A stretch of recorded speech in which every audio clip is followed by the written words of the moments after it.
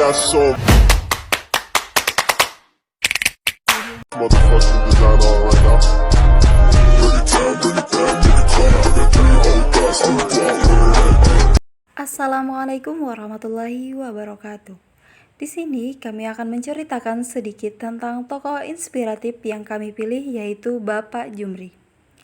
Keseharian beliau adalah sebagai Ketua BPD atau penampung seluruh aspirasi masyarakat, lalu disampaikan ke Kepala Desa. Selain sebagai BPD, beliau juga seorang guru di TPA Nurul Iman. Beliau juga seorang yang sangat kreatif, memanfaatkan halaman langgar sebagai tempat perkumpulan anak-anak sampai dengan orang dewasa. Beliau membuat taman kanak-kanak untuk bermain, pondok membaca, TPA, dan membuat warung sedekah berkah setiap di pagi Jumat. Serta beliau termasuk dalam organisasi perkumpulan remaja Langgar Nurul Iman. Assalamualaikum warahmatullahi wabarakatuh. Waalaikumsalam warahmatullahi wabarakatuh. Baik, sebelum kita memulai perbincangan pada hari ini, alangkah baiknya kita perkenalan terlebih dahulu. Perkenalkan, nama saya Siti Hartati. Saya Hekmah Herliana. Saya Sylvia Al-Muwaddah. Dan tokoh inspirasi kita yaitu Bapak Jumri. Assalamualaikum warahmatullahi wabarakatuh. Waalaikumsalam warahmatullahi wabarakatuh. Nah, sebelum kita masuki perbincangan pada hari ini, saya akan membacakan profil beliau terlebih dahulu. Nama beliau adalah Bapak Jumri, tempat tanggal lahir 10 Maret 1987, alamat Desa Bahungin, RT 2 Kecamatan Kelua, Kabupaten Tabalong. Nah, pendidikan terakhir beliau yaitu SLTA, dan kesibukan keseharian beliau yaitu pada pagi hari beliau bekerja sebagai BPD, siang hari beliau sebagai guru TPA, sore ke sawah, dan setiap malam minggu beliau mempunyai kegiatan yaitu kegiatan bersolawat atau berhafsian. Nah, mengingat kegiatan beliau sangat banyak, yang mana paginya beliau sebagai BPD, kalau sorenya beliau sebagai pengajar. Di sini kami ingin bertanya, Pak, apa saja sih inspirasi awal Bapak dalam membuat taman kanak-kanak? Kan di sini Bapak sudah banyak membuat taman kanak seperti tempat membaca, tempat mengaji, tempat bermain, tempat bersedekah pada setiap hari Jumat, dan banyak lagi, Pak. Nah, jadi di sini saya ingin bertanya, apa inspirasi awal Bapak dalam membuka hal tersebut? Ya, terima kasih kepada adik kita.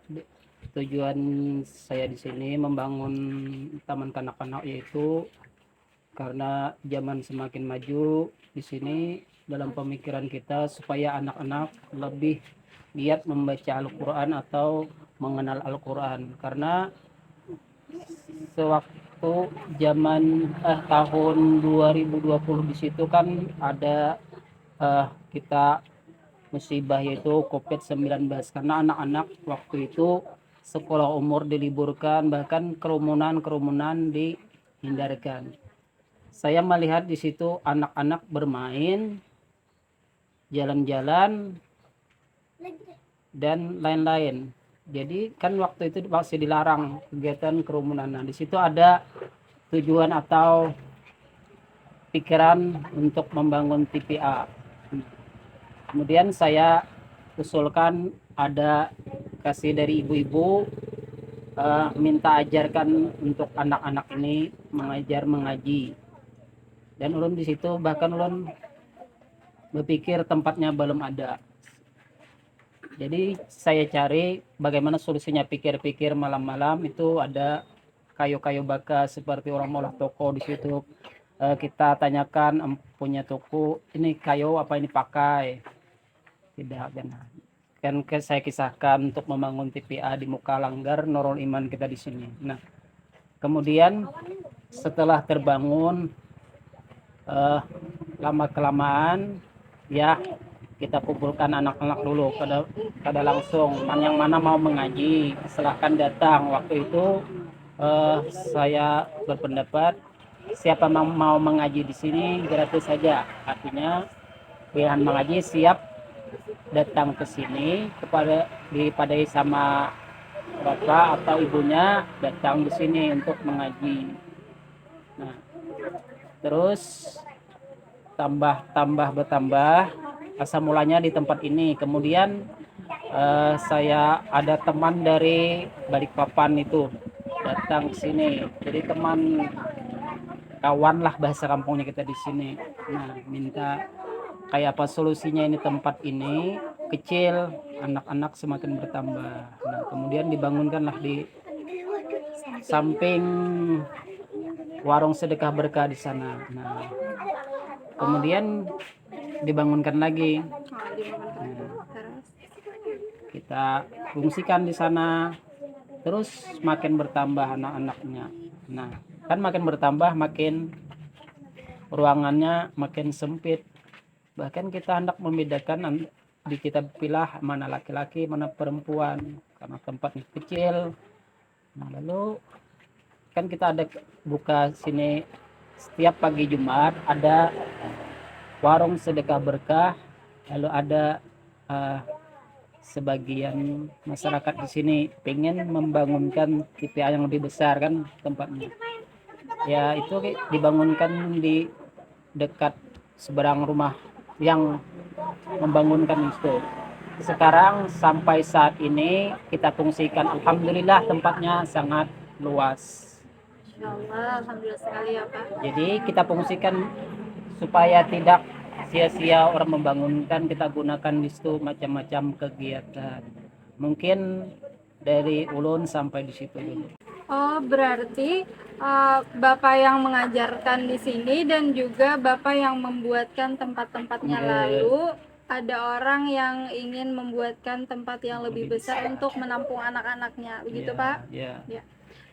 Nah, selanjutnya bagaimana sih tips dalam membagi waktu antara diri sendiri, keluarga, dan mengajar? Untuk membagi waktu itu ya bisa-bisa kita fungsikan waktu atau gunakan waktu sebaik-baiknya.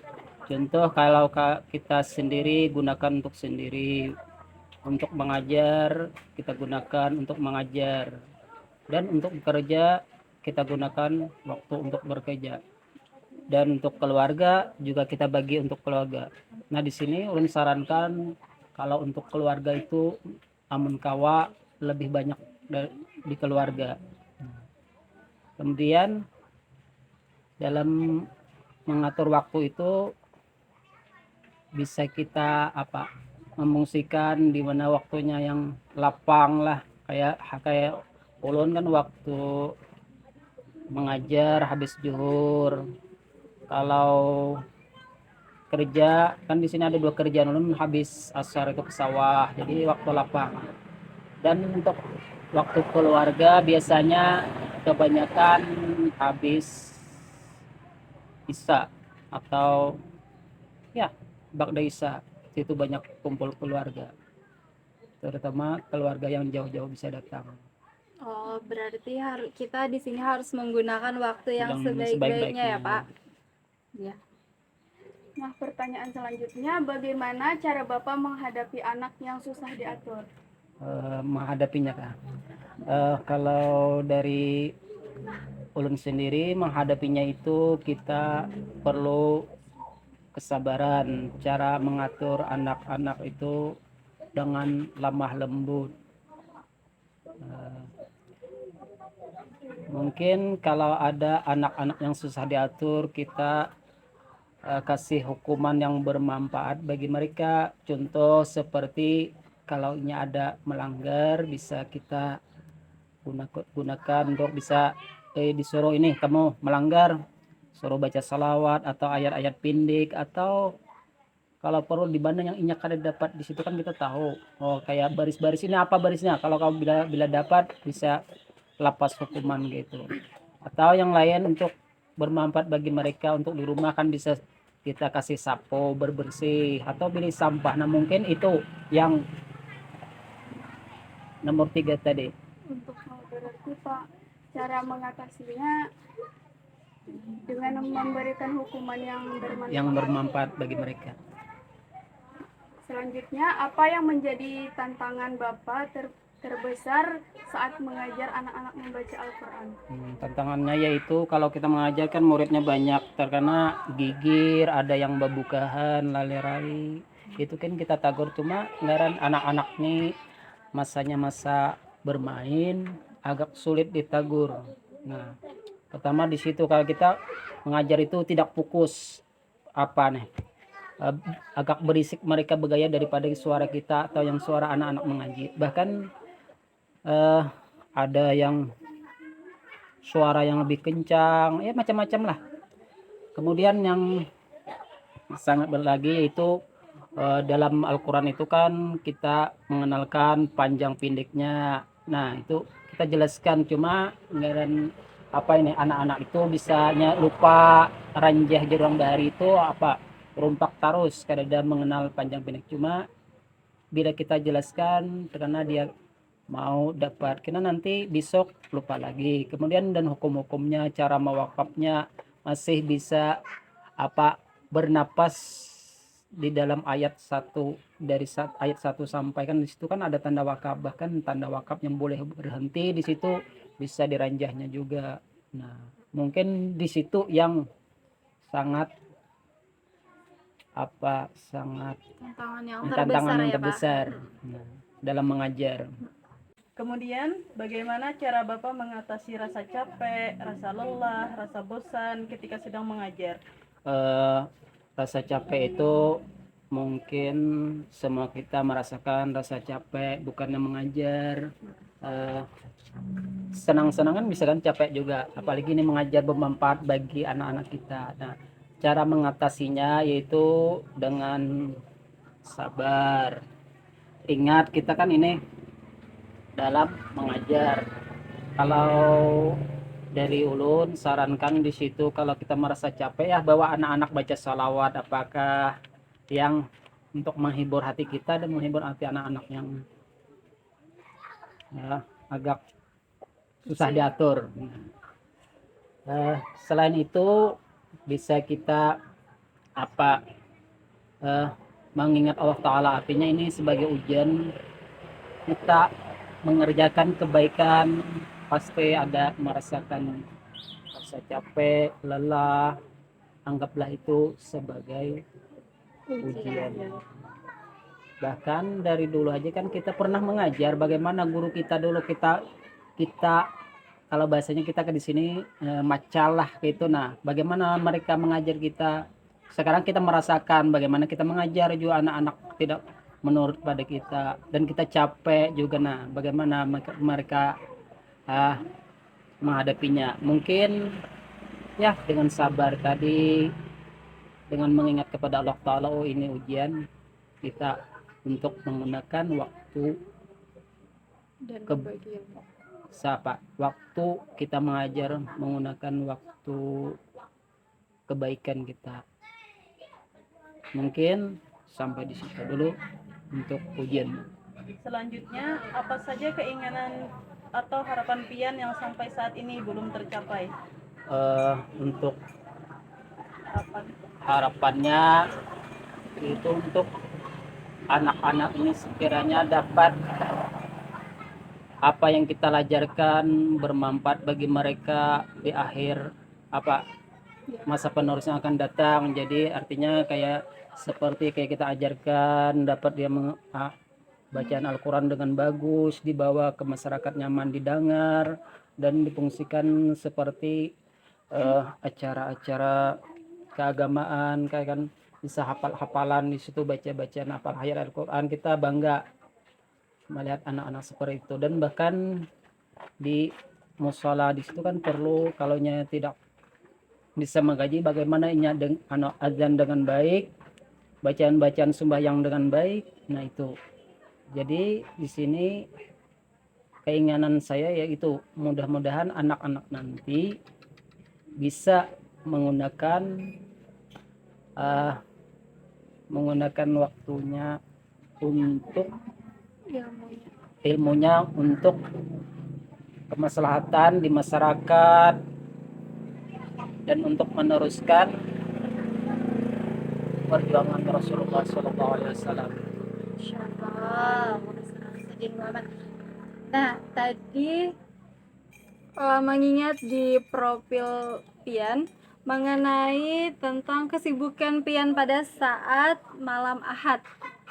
Nah, di situ apakah Bapak yang memimpin kegiatan tersebut atau ada orang lain atau Bapak aja?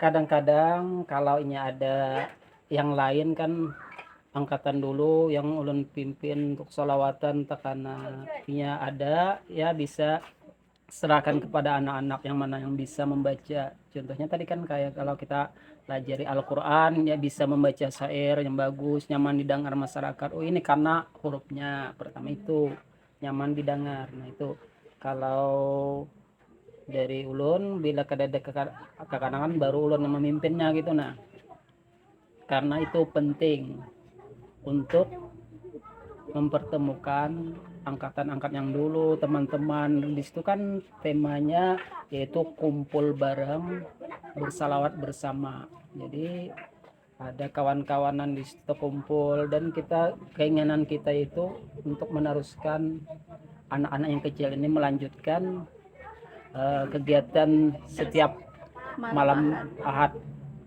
bersalawat bersama. Baik, kan tadi ada acara sholawat bersama pada saat malam Ahad. Nah, di sini apakah boleh Bapak melantunkan sedikit sholawat yang Bapak suka mungkin atau apa aja? Bisa.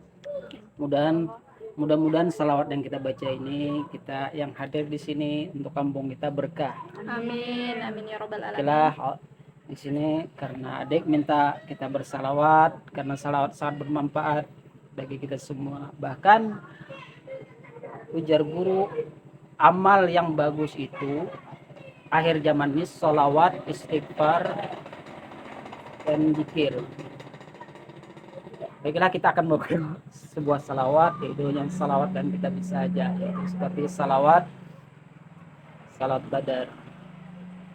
Kalau bisa semuanya mengiringi biasa aja salawatnya. Allahumma sholli wa sallim wa barik. Salatullah salamullah ala taha rasulillah. Salatullah salamullah ala yasin habibillah. Allahumma sholli wa sallim wa barik ala alihi. Masya Allah sekali. Bagus sekali suaranya.